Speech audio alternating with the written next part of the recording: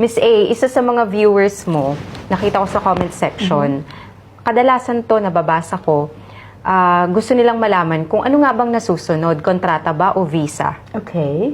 So, itong viewers mo, ang sabi, mag-i-end na daw yung contract niya by October 11. Okay. At ang kanyang visa mag-expire ng November 18. Okay. So, ano nga bang masusunod dito? Okay, sasagutin ko yan, pero ipaliwanag ko muna ha. Kasi sa totoo lang talaga, madami kaming nare-receive po ng mga messages, tsaka mga sa comment section din, sa mga informative videos na ina-upload po sa Katalk channel. And dito sa Pack Ganon Live natin, sasagutin yung mga tanong na yan. And with regards to that question, na kung ano ba yung nasusunod, kontrata or visa.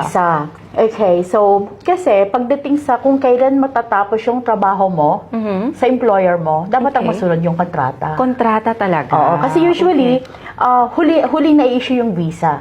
Kasi for example, hindi ka agad ma-cancel after ng pagkatapos ng kontrata mo, para hindi ka kaagad mag-overstay.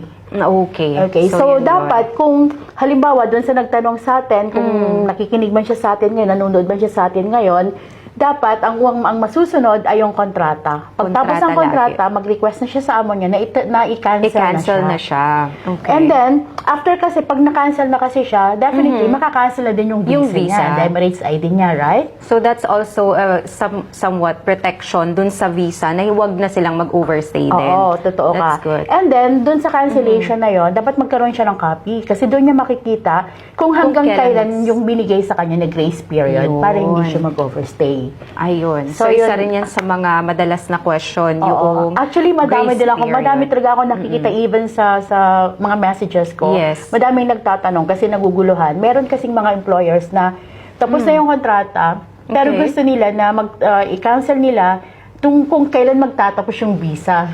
Ayun. So, ang nangyayari, parang ginagamit pa nila yung base kasi ng empleyado. Kasi gusto nilang magtrabaho. Yes. Tsaka gusto ko rin silang i-remind na yung grace period na binibigay ay hindi para ma-extend yung trabaho ninyo sa mga amo ninyo. Employers. Yung grace period na ibibigay after cancellation, which is 1 month, ay para sa inyo yon. Para magkaroon kayo ng chance na halimbawa gusto nyo magstay pa din dito sa UAE at maghanap ng trabaho, para meron kayong oras na makapaghanap. O kung halimbawa naman, uuwi kayo ng Pilipinas, may chance pa kayo na makapag-ready o may time pa kayo na makapag-ready na hindi kayo mag-overstay.